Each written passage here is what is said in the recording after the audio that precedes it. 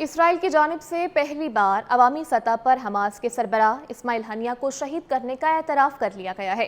اسرائیلی وزیر دفاع اسرائیل کاٹس نے اپنے ایک بیان میں کہا کہ ہم حوثی رہنماؤں کے ساتھ وہی کریں گے جو ہم نے اسماعیل ہنیہ، یحییٰ السوار اور حزب اللہ کے سربراہ حسن نصر اللہ کے ساتھ کیا۔ اسرائیلی وزیر دفاع کا مزید کہنا تھا کہ یمنی حوثیوں کو واضح پیغام دینا چاہتا ہوں کہ ہم نے حماس اور حزب اللہ کو شکست دی ہے، ایران کے دفاعی اور پیداواری نظام کو نقصان پہنچایا اور شام میں بشار الاسد کی حکومت کو بھی گرا دیا ہے۔ اسرائیل کاٹس نے مزید کہا کہ اب ہم یمنی حوثیوں کے اسٹریٹجک انفراسٹرکچر کو نقصان پہنچائیں گے۔ واضح رہے کہ فلسطینی مزاحمتی تنظیم حماس کے سربراہ اسماعیل ہنیہ کو رواں سال جولائی میں اس وقت شہید کیا گیا تھا جب وہ ایران میں صدر مسعود پزشکیان کی تقریب حلف برداری کے لیے تہران گئے تھے، مگر اسرائیل کی جانب سے اس حملے کا اعتراف نہیں کیا گیا تھا۔ ادھر غزہ میں حماس کے ہاتھوں اسرائیلی فوجیوں کی ہلاکتوں کا سلسلہ جاری ہے۔ اسرائیلی فوج کی جانب سے شمالی غزہ میں اپنے 2 افسران اور 1 سپاہی کی ہلاکت کی تصدیق کرتے ہوئے کہا کہ فوج کے تینوں اہلکار حماس کے ایک حملے میں مارے گئے ہیں۔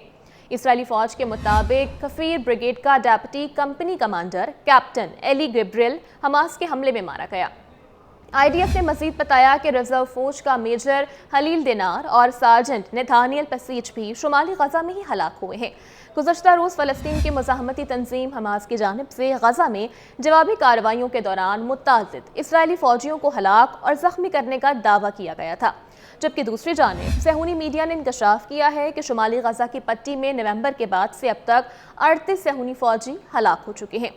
اسی سلسلے میں صہیونی فوج کی جانب سے اعتراف کیا گیا غزہ کی پٹی کے شمال میں ہونے والی تازہ لڑائیوں میں کفیر بریگیڈ کے 3 فوجی بیت حانون میں ایک بم دھماکے میں ہلاک ہو گئے ہیں۔ ادھر القسام بریگیڈ کی جانب سے ایک تصویر شائع کی گئی کہ اسرائیلیوں کو غزہ میں قید غاصب فوجیوں کی تقدیر پر نتن یاہو کی لاپرواہی کی جانب توجہ دلائی ہے۔